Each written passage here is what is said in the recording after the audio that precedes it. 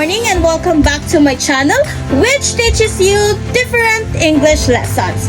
Before I start, let me introduce myself. For those who do not know me, I am Sweet Sojan Jago Felipe, an English language student, and I will going to teach you another English lessons that will surely you will use in your everyday life. And my topic for today is conjunction, and I will name this video as conjunction, the glue of the sentences. I like dancing. This is the police speaking. I don't like singing. These are two sentences, but how can we connect them? These sentences are not connected. Let's fix that with a conjunction. So, what is conjunction?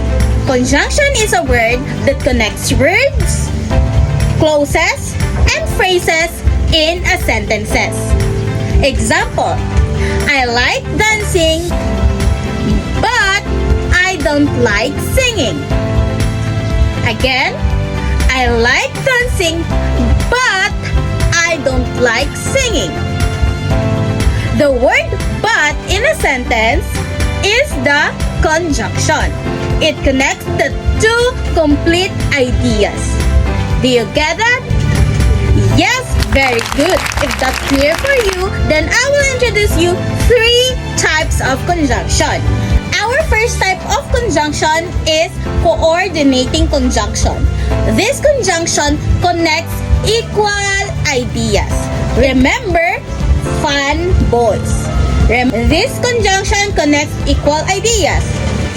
For and, nor, but, or, yet, so. So remember, fun boys. They are coordinating conjunction. They connect equal ideas. For example, in coordinating conjunction is I am tired, so I slept early. I am tired, so I slept early. Our second example is I like pizza and burger. I like pizza and burger. The word so and connects two words in the same functions. Do you understand? Yes, very good. So let's proceed to the second type of conjunction, which is the subordinating conjunction. So what is subordinating conjunction? Subordinating conjunction is the words that connect the dependent clause and the independent clause.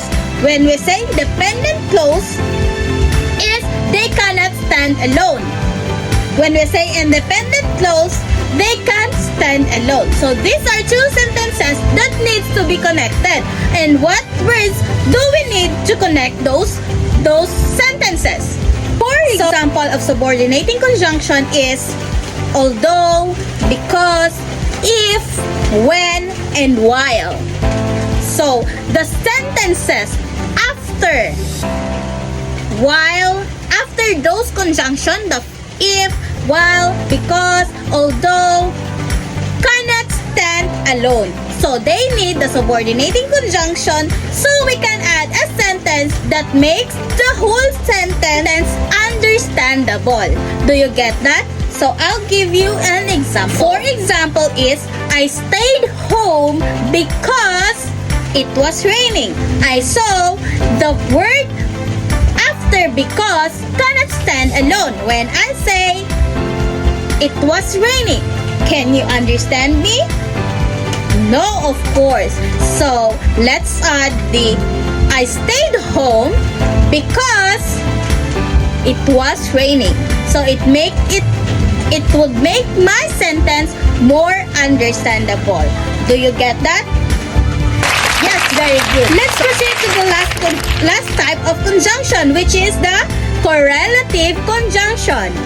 This correlative conjunction, they work in pairs.